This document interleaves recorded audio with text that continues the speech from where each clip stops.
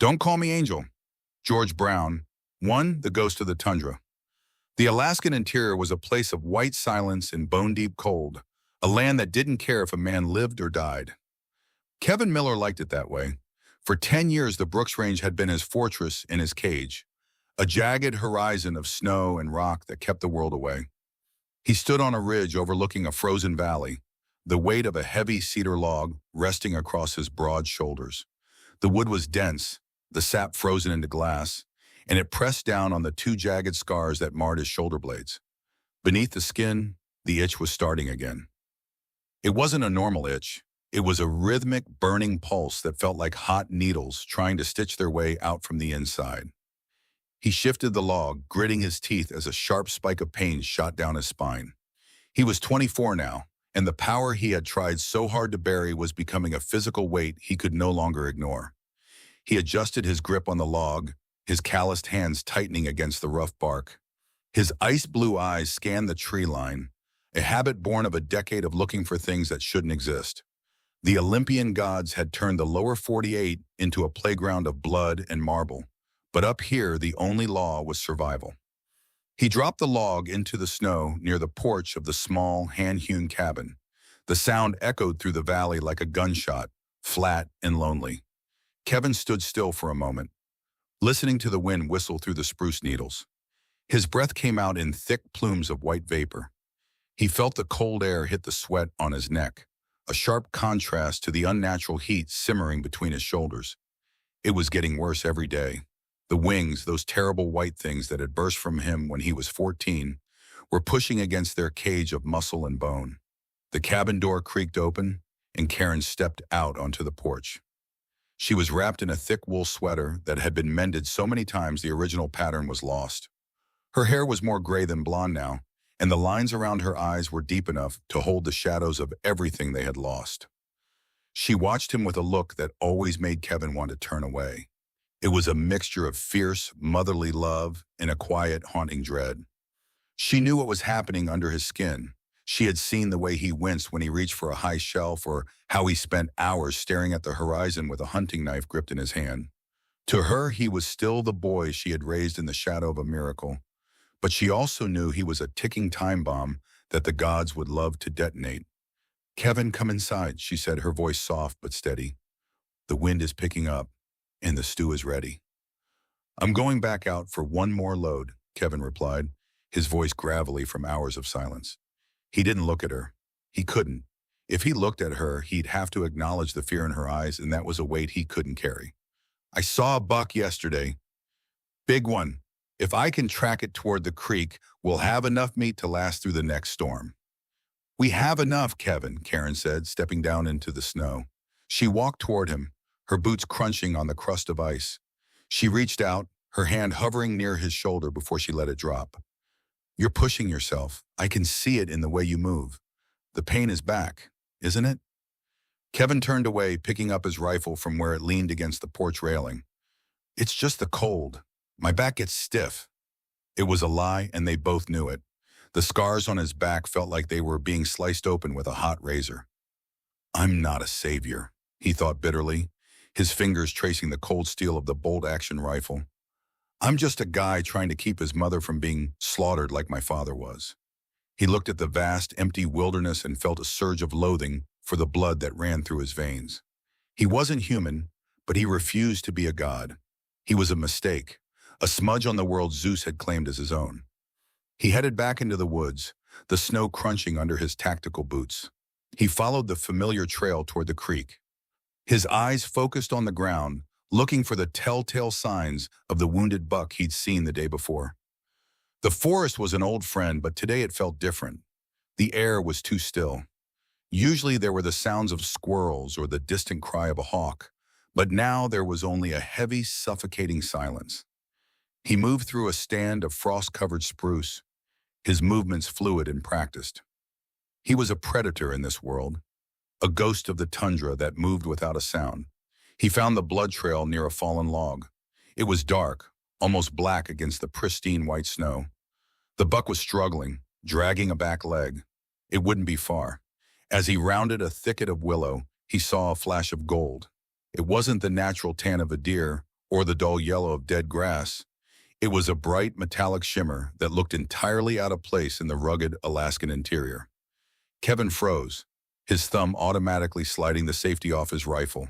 He crouched low, his heart hammering against his ribs. The pain in his back flared, a white-hot warning that made his vision blur for a second. He blinked it away and focused on a frozen branch 20 yards ahead. Perched there was an owl. It was beautiful and terrifying, its body made of interlocking plates of bronze and gold. Its eyes were two glowing amber lenses that whirred as they zoomed in on him. It wasn't a bird, it was a drone of Athena, a mechanical scout from the world he had spent 10 years trying to forget. Terror, cold and sharp, gripped his chest. The isolation was gone. The sanctuary was breached. The drone tilted its head, the amber eyes flickering as it recorded his face, his height, the way he held his rifle.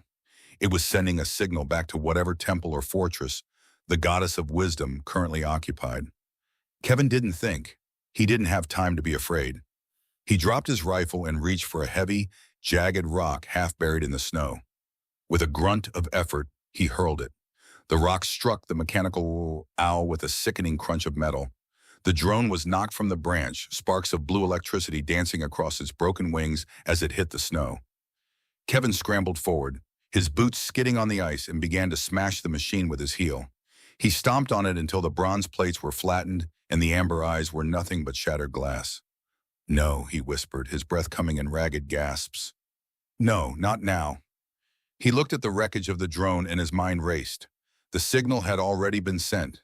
In a world ruled by gods who could move faster than the wind, he didn't have hours. He barely had minutes. He turned and ran. He didn't care about the buck or the wood or the silence.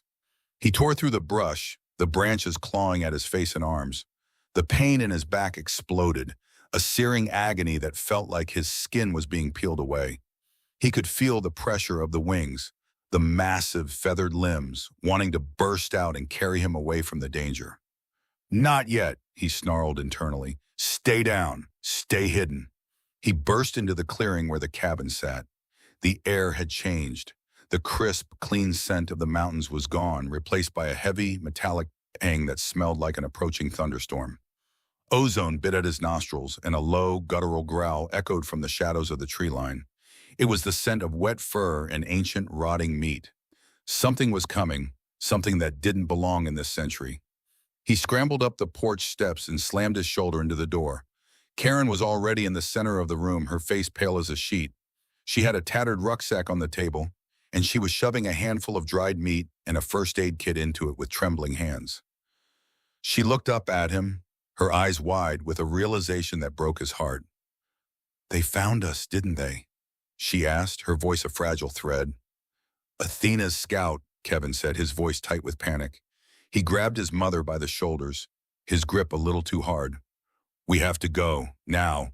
The snowmobile is gassed up.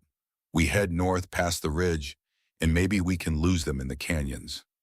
"Kevin, look at me," Karen said, grabbing his wrists. Her hands were cold, but her gaze was like steel. "You know we can't outrun them forever. Your father knew this day would come. He told me that when the light finally broke through, the world would come for you." "I don't care about the light," Kevin shouted, the sound echoing off the log walls. A sudden violent tremor shook the cabin. Dust fell from the ceiling, and the windows rattled in their frames.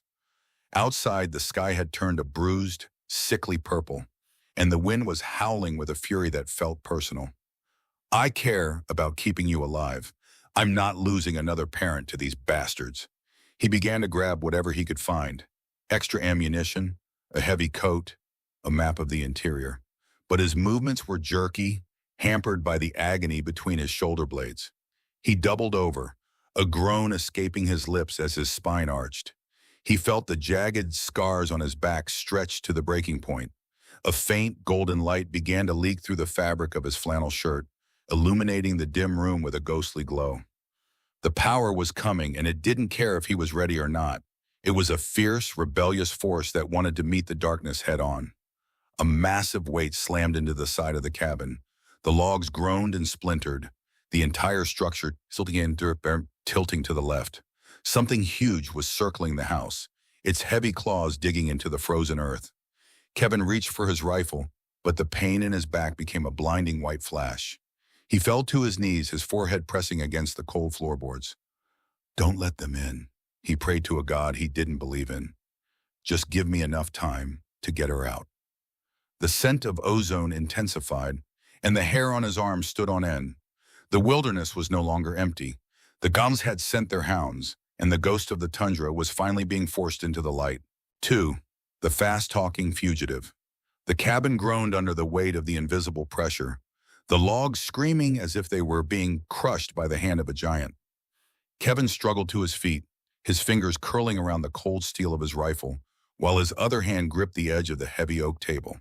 The light leaking from his back was a sickly, pulsating gold that made the shadows in the corners of the room dance like dying things.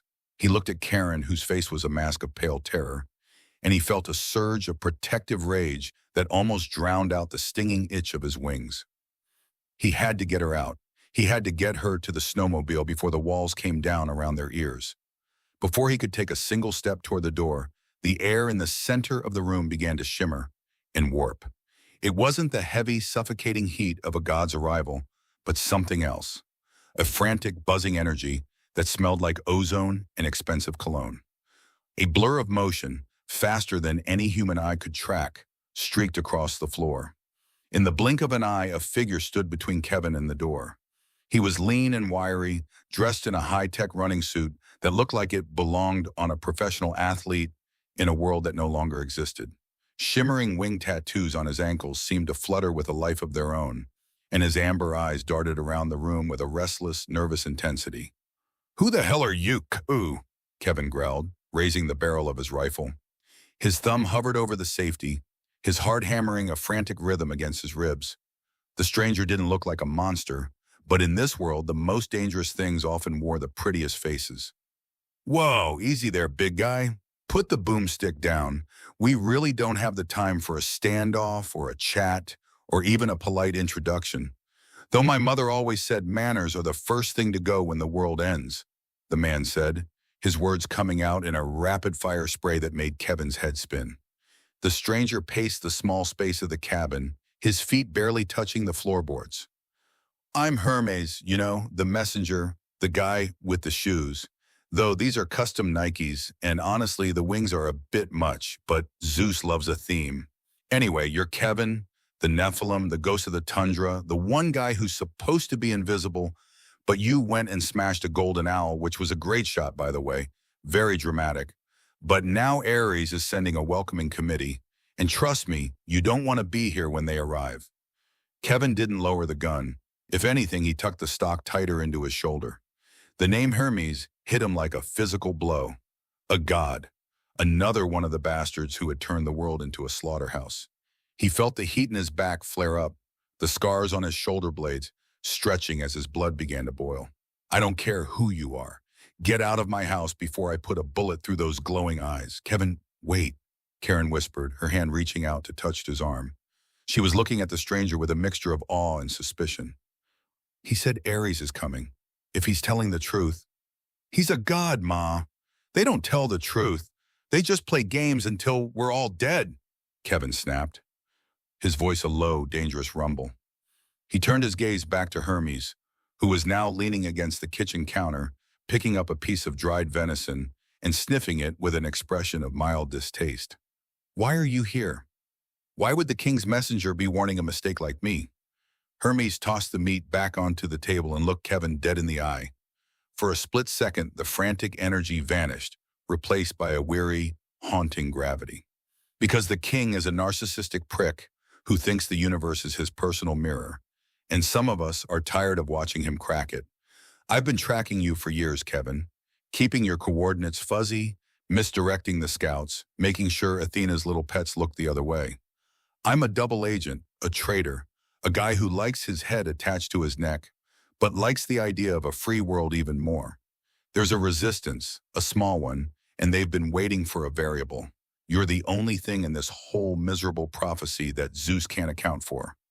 "I'm not a weapon," Kevin said, his voice dripping with cynicism. He lunged forward, dropping the rifle and pulling his hunting knife in one fluid motion. He swung the blade toward Hermes' throat, But the god wasn't there. He was suddenly behind Kevin, then to his left, dancing around the room like a leaf in a gale. "Stay still," Kevin yelled, his frustration mounting as the pain in his back reached a crescendo. "Can't do that, kid. Speed is my whole brand. Plus, if I stay still, I start thinking about what Ares does to traitors, and it's really bad for the digestion," Hermes said, appearing near the window. He looked out at the darkening sky, his face suddenly losing its color. "Look, I'd love to stay and do the whole reluctant hero bond with the mentor thing, but the god of war has already dispatched a squad of Spartoi. They're at the coordinates. They're coming to harvest you, and they don't take prisoners." The temperature in the room plummeted. It wasn't just the Alaskan cold. It was a supernatural frost that crept across the windows in jagged, crystalline patterns. The glass cracked under the sudden pressure, and the air turned so cold that Kevin's breath didn't just fog. It felt like it was freezing in his lungs. Karen gasped, clutching her sweater as she began to shiver violently. Hermes paled, his amber eyes wide with a genuine sharp-edged fear. "The huntress," Hermes whispered, his voice finally losing its frantic edge. "Artemis isn't here yet, but her influence is. Her hounds are on the scent. You have to move, Kevin. Now." Kevin felt the weight of the situation crashing down. He didn't trust Hermes. He didn't trust anything with divine blood, but the cold was real. The frost on the glass was shaped like arrowheads, and the low guttural baying of something that wasn't a wolf echoed from the woods. It was a sound that felt like teeth on bone. He sheathed his knife and grabbed his rucksack, his movements urgent and jagged. He looked at Karen and saw her nodding, her resolve hardening despite her fear. She was ready to run, even if she didn't know where they were going. Hermes reached into his messenger bag and pulled out a small, jagged stone that glowed with a soft, pulsing blue light. It looked like a piece of the sky had been trapped in rock. He tossed it to Kevin, who caught it with a grunt of surprise. The stone was warm, vibrating against his palm like a living heart.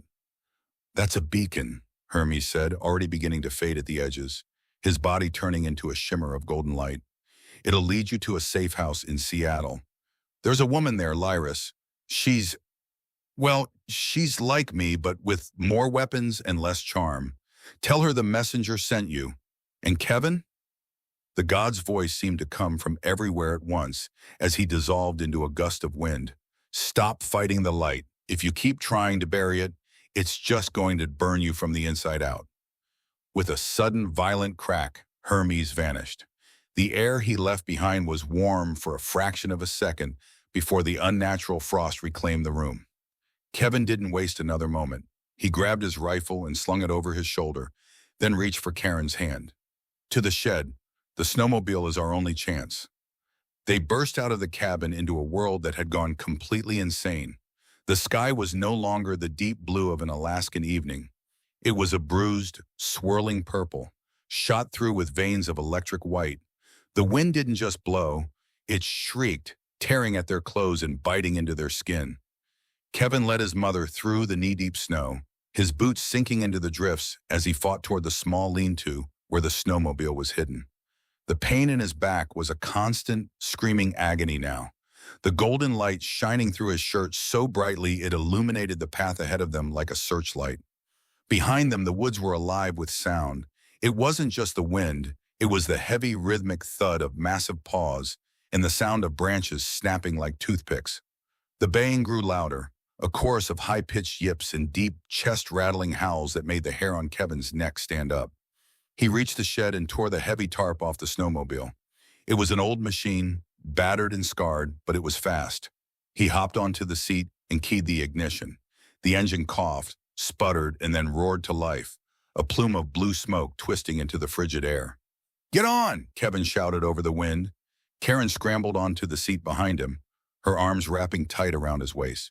He could feel her heart racing against his back, a frantic, rhythmic tapping that reminded him why he was doing this. He wasn't a savior. He wasn't a hero. He was just a son who wouldn't let his mother be taken. He slammed the machine into gear and squeezed the throttle.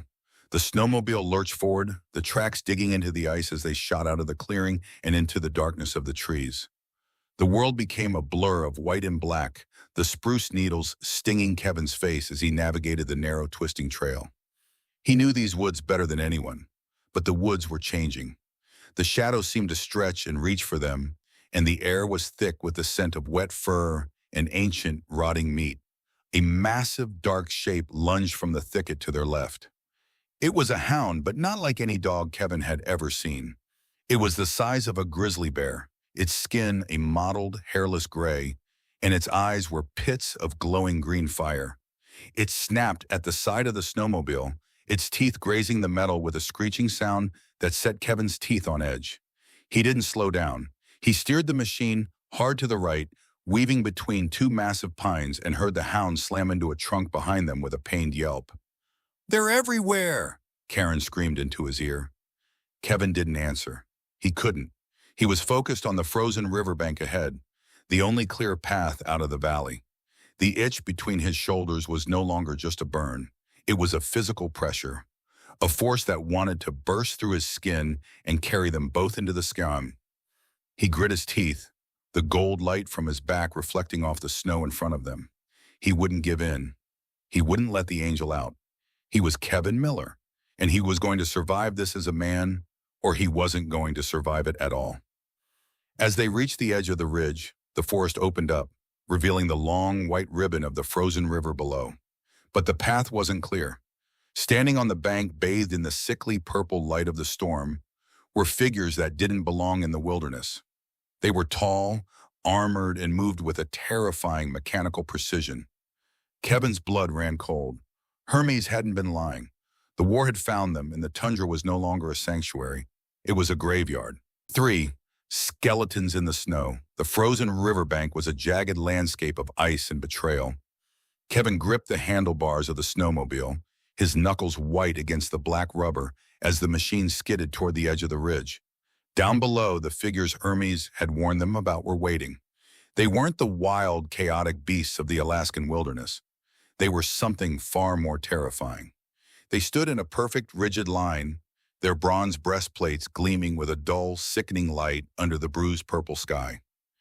These were the Spartoi, the legendary warriors of the dragon's teeth, and they looked like they had stepped out of an ancient nightmare and into a modern armory. They weren't carrying spears or shields. Instead, their skeletal fingers were wrapped around the sleek, black grips of tactical rifles.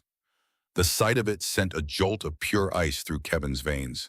It was a perversion of history, a blend of ancient malice and modern lethality that made his skin crawl. The Spartoi moved with a mechanical, jerky precision, their heads tilting in unison as they tracked the sound of the snowmobile's engine.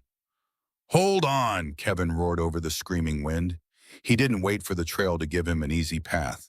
He slammed the throttle open, and the snowmobile leaped off the lip of the ridge. For a heartbeat, they were airborne, a heavy metal bird silhouetted against the electric sky. The landing was brutal. The shocks bottomed out with a bone-jarring thud, and the tracks bit into the packed snow of the old mining trail. Kevin didn't slow down. He steered the machine into the dense tree line, hoping the thick spruce and hemlock would provide some cover against the lead that was about to fly. The first volley of gunfire erupted behind them. It wasn't the rhythmic pop of human soldiers. It was a continuous, rattling roar that tore through the silence of the forest. Bullets shredded the pine needles above their heads, raining down a shower of green debris and splintered wood. Kevin hunched his shoulders, his body acting as a shield for Karen as she clung to his waist. He could feel her trembling, her face pressed hard against the small of his back. The itch between his shoulder blades was no longer a nuisance. It was an explosion waiting to happen, a white-hot pressure that made him want to scream. "They're gaining on us!" Karen cried out.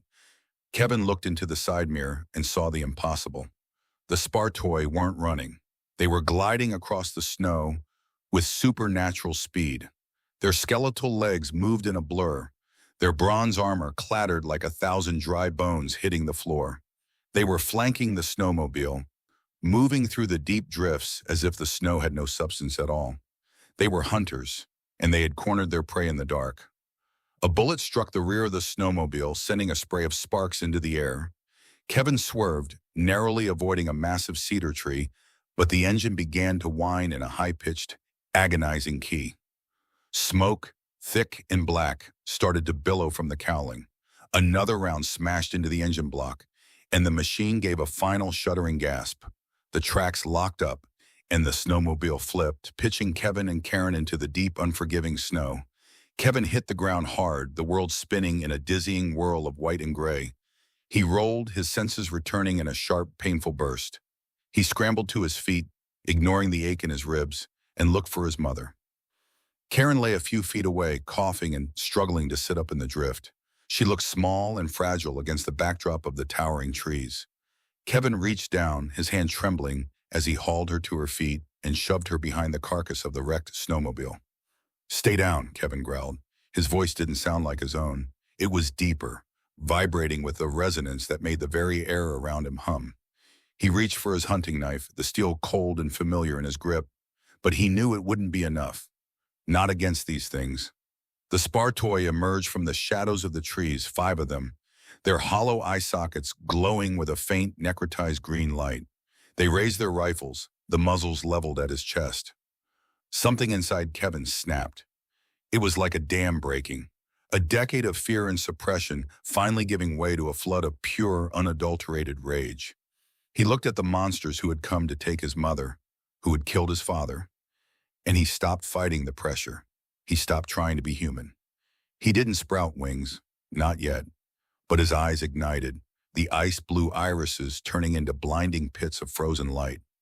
The air around him began to shimmer with heat, the snow melting in a perfect circle at his feet. "Touch her," Kevin whispered, the words carrying the weight of a thunderclap, "and I'll turn you all to ash." The lead spar toy didn't hesitate. It pulled the trigger, but the bullet never reached Kevin.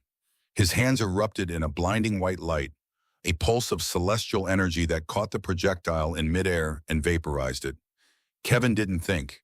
He reacted. He thrust his palms forward, and 2 beams of pure, searing radiance lashed out. The light hit the first 3 skeletons with the force of a freight train. There was no blood, no scream. There was only the sound of high-pressure steam and the smell of ozone. The warriors simply disintegrated, their bronze breastplates falling to the snow with a heavy clack as the bones within them turned to fine gray powder. Karen gasped, her eyes wide with a mixture of horror and awe. She had seen him do this once before 10 years ago. But this was different. This wasn't an accident. This was a man wielding the power of the heavens like a hammer. Kevin felt the energy coursing through his veins, a golden fire that burned away his exhaustion and replaced it with a cold, lethal clarity. The remaining 2 Spartoi dropped their rifles and drew short, bronze swords. They realized the firearms were useless against the light, and they moved in for the kill. They were fast, weaving through the trees with a grace that defied their skeletal forms. One lunged at Kevin's throat, its blade whistling through the air. Kevin didn't back down. He stepped into the strike, his hunting knife coming up to meet the bronze. The impact sent a jar through his arm, but he didn't falter. He used his other hand to grab the skeleton's wrist. The heat from his touch charred the dry bone instantly. With a guttural roar, Kevin punched the warrior in the center of its rib cage. He didn't use his fist. He used a concentrated burst of light. The skeleton's chest exploded outward, ribs flying in every direction like shrapnel. It collapsed into a heap of useless matter. But the 5th warrior was already upon him. It swung its sword in a low arc, the blade catching Kevin in the shoulder. The bronze bit deep, slicing through the heavy flannel of his shirt and into the muscle beneath. Kevin grunted in pain, stumbling back as the warrior pressed the advantage. He looked down at his wound and saw the truth that he had spent 10 years trying to deny. The blood soaking into his shirt wasn't just red. It was shot through with shimmering veins of gold, a liquid sunlight that pulsed with a faint, rhythmic glow. It was the blood of an angel, and it proved he was exactly what the gods feared. The sight of it didn't scare him this time. It made him feel powerful. It made him feel dangerous. He looked at the Spartoi, a predatory grin tugging at the corners of his mouth. "My turn," he said. He didn't use the light this time. He wanted to feel the crunch of bone. He lunged forward, his movements a blur of speed. He caught the skeleton's sword arm and snapped it like a dry twig. As the warrior staggered, Kevin drove his hunting knife upward, burying the blade in the center of its hollow skull. He twisted the handle and a final burst of light finished the job, blowing the skull apart from the inside out. Kevin stood in the center of the clearing, his chest heaving as the gusto in his eyes began to fade. The silence of the forest returned, heavy and suffocating. He looked at his hands, which were still humming with residual energy, and then at his mother. Karen was staring at the golden-tinged blood on his shoulder, her face pale and drawn. She didn't say a word, but the look in her eyes told him everything. The secret was out. The life they had built in the mountains was dead, buried under the ash of the monsters he had just destroyed. "Kevin," she whispered, her voice trembling. "Your shoulder." "It's fine, Ma," he said, his voice sounding hollow. He reached into his rucksack and pulled out a clean cloth, pressing it against the wound. The pain was sharp, but it was distant, muffled by the adrenaline still screaming through his system. "We have to keep moving. There are more of them coming." "I can feel it." He was right. From the darkness of the trees, more shapes began to emerge. Not 5, but dozens. The Spartoi reinforcements were endless, a tide of bronze and bone that flowed toward the clearing from all sides. They didn't run. They marched with a relentless, terrifying rhythm. Kevin looked at the sheer number of them and felt a cold knot of dread tighten in his stomach. He was strong, but he wasn't a god. He couldn't kill 100 of them, not while trying to protect his mother. He looked around for an escape route, but the mining trail was blocked, and the deep snow was a death trap. "Get behind me," Kevin said, his voice dropping to a low, dangerous rumble. He felt the heat in his back returning, the scars on his shoulder blades stretching as his wings fought to break free. If he had to die here, he would do it as the monster they thought he was. He would burn this entire forest to the ground before he let them touch Karen. The Spartoi raised their rifles in unison, the sound of 100 bolts being racked back echoing like a death knell. Kevin braced himself, his hands beginning to glow with a desperate, flickering light. But the volley of bullets never came. Instead, a high-pitched whistle sliced through the air, followed by a series of soft, rhythmic thuds. From the canopy above, a hail of arrows descended like falling stars. They weren't made of wood or steel. They were shafts of pure, glowing energy that hummed with a celestial frequency. Each arrow found its mark with unerring accuracy, striking the Spartoi in their joints and skulls. Upon impact, the arrows didn't just pierce.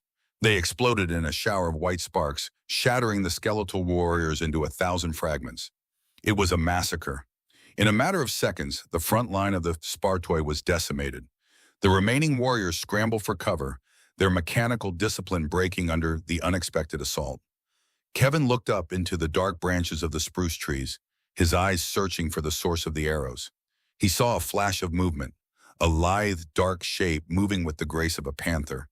A woman dressed in tactical gear and ancient leather looked down at him for a fraction of a second before leaping to another branch.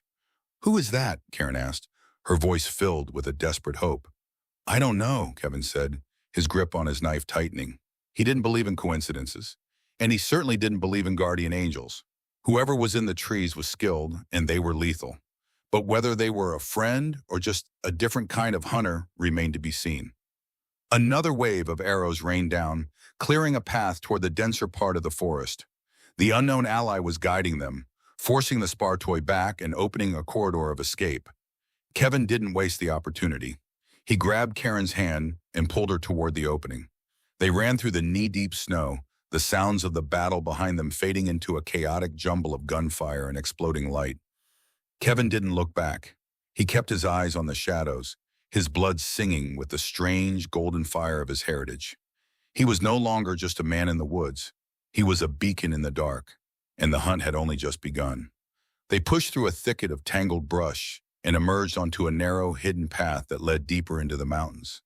The air here felt different, colder, sharper, and filled with the scent of ancient stone. Kevin slowed his pace, his heart still hammering against his ribs as he scanned the trees. The archer was gone, or perhaps she was simply hidden better than he was. He felt a prickle of unease on the back of his neck, the sensation of being watched by someone who knew exactly what he was. He stopped near a large outcropping of rock, leaning against the cold granite to catch his breath. His shoulder was throbbing, the golden blood beginning to crust over the wound. He looked at Karen, who was leaning against him, her face ashen and exhausted. She looked like she had aged 10 years in a single night. He felt a surge of guilt so sharp it made his eyes sting. He had tried to give her a normal life, a quiet life, but the world wouldn't let them have it. The gods had found them, and now there was no turning back. "We can't stay here," Kevin said, his voice a low rasp. "We have to find that safe house Hermes mentioned. If there's a resistance, if there's a way to fight back, we have to find it." Karen looked up at him, her eyes searching his face. She reached out and touched the jagged scar on his shoulder, her fingers trembling. "Kevin, the light, the blood, you can't run from it anymore. You're your father's son. You always have been." "I don't care whose son I am," Kevin snapped, his jaw tightening. "I'm the guy who's going to keep you alive. That's all that matters." He stood up straight, his gaze fixed on the darkening horizon. Somewhere out there, the Olympian gods were sitting on their thrones, laughing at the wreckage of the world. They thought they were invincible. They thought they had erased every threat to their reign. But they were wrong. Kevin Miller was still breathing, and as the gold-tinted blood pulsed through his veins, he knew one thing for certain. He wasn't going to be a victim. He was going to be the storm that broke their world. He took the first few steps into the deep snow, his path lit by the fading glow of his own skin, and he didn't look back at the ruins of his life. He only looked forward, into the cold, dark heart of the war he was born to win.